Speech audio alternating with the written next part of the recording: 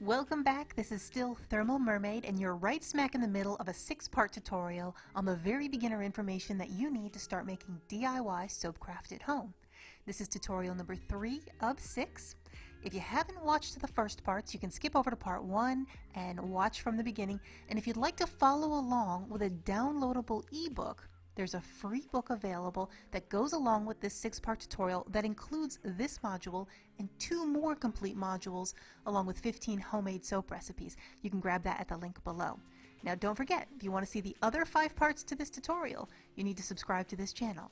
And with that quick introduction, let's begin part 3.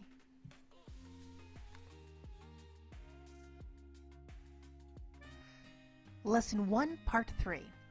Working with lye and safety. Lye is one of the first ingredients that you'll need to make soap. There are 2 chemical compounds we refer to as lye in soap making: NaOH, or sodium hydroxide, and KOH, or potassium hydroxide. Sodium hydroxide is used to make solid bars of soap, and potassium hydroxide is used to make liquid soap. We'll be working with sodium hydroxide in lessons 1 through 3, and then we'll move over to some more recipes with potassium hydroxide when we get to the more advanced recipes further on in lessons in this course. So for now, the only chemical you need to have ready is NaOH, sodium hydroxide. Typically, in household ingredients, you might know what lye is by its common usage as drain cleaner. Now you can find 100% lye drain cleaner on some store shelves, but don't go looking for drain cleaner to make with your homemade soap. Some drain cleaners are hybrid chemicals, not 100%, and so you won't end up with soap if you attempt to go use some random drain cleaner with your recipe. You'll just get a mess and you'll waste your oils and your lye. What you will need to buy for soap making is food-grade industrial lye. Now you can purchase this online at any soap supply retail. Links for some of the common online suppliers will be at the bottom of this page.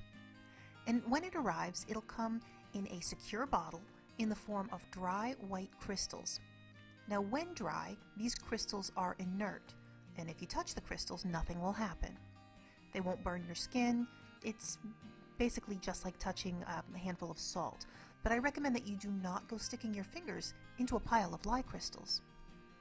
If you get even one tiny crystal under your fingernail when the crystal is dry, you might not notice. But then when you go to wash your hands and that crystal dissolves, you will immediately feel the burn. And there won't be much you can do to stop it when it's embedded under your nails. Lye has a strong thermogenic chemical reaction, and it's activated when it touches water or even humidity. Now this reaction, it produces heat, smoke, fumes. It can produce surging bubbles, and you do have to get used to carefully working with it. Now, just like your care and caution in working with it, it's just as important that you take precautions when storing it as well. Storing the lye. Keep the lye tightly locked in a closed container in a cool, dry place. Now it must be kept out of reach of children and pets. I recommend that you do not keep it in the kitchen, but if you do, keep it behind a locked cupboard. Many people recommend that you store it high and out of reach, but consider that it cannot be easily knocked over. Even if the cabinet's locked, if you're getting in and out of the cabinet, you don't want to risk bumping it over and then having those tiny little crystals scatter. So use common sense and keep the lye as inaccessible as possible.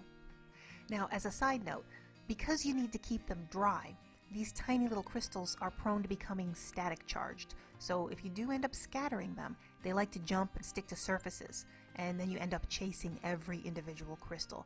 And this can be a hassle, so just make sure you store the lye with careful thought. Safety and burns. You should always wear safety glasses, long sleeves, and gloves when working with lye. A burn caused from lye water or soap batter is a chemical burn. And that's not the same kind of burn that you get if you touch a hot pan. If you burn your skin from fire, then you do need to run your hand under water. But with a chemical burn, the affected area doesn't stop being burned just because it's underwater. You need to keep your hand under cold running water for 12 to 15 minutes. Now, if you do remove your skin too soon, that chemical could resume burning your skin, so you always wear personal protection when working with lye. Wearing a mask is a good idea to prevent breathing the fumes that are given off in the first few seconds that the lye water solution is being made. Now, the fumes are strong just for a few seconds, but they can choke you just by standing over the table while you're dissolving the crystals. Now, after you've made a few batches, you might forego a mask, thinking that it's okay, and you can just make sure to keep your face far enough away. And this is mostly okay if it doesn't bother you. But just keep in mind that if you do this often enough, that the chemical exposure could potentially build up over time. Now, I'm not aware of any health conditions that can occur from long-term kitchen soap making, but again, this is completely preventable with wearing a mask for about 30 seconds, so why risk your safety? Out of everything that you put on, the safety glasses are the most important. When you're pouring your lye, there's always a chance of a more violent reaction than you're expecting. Now, in rare cases, soap batter could even volcano out of your mixing container. The lye stays active through the entire soap making process, so when you're working with the batter, the smallest speck could splatter in your eye. And if you get lye in your eyes, you could be permanently blind. This would be a horrible way to get an injury because it's 100% preventable. So if you should get lye into your eyes, rinse your eye under cold water for 12 to 15 minutes, then you need to call 911. Lye can be fatal if swallowed, so do not drink lye water or fresh soap batter. Now, if this is ingested, immediately drink cold tap water. Do not try to induce vomiting. After you drink as much cold water as you can, you need to call 911 immediately. So, it's especially important that when you have made a lye water solution, and then you have to set it aside to cool, that you do not leave it in a place where a toddler could walk by and think that it's a glass of water. Now, hopefully you'll never experience any of these emergencies, but if you do, act swiftly and correctly to minimize any possible damage. A common way to experience a lye burn is by wiping the drips from your counter with a kitchen towel and then rehandling the towel a few minutes later, forgetting that there's soap batter on it. It only takes a little zap on your wrist to learn that you do not want to experience a full-blown lye burn. Now, once your safety precautions are in place, we're ready to mix our first batch of lye water.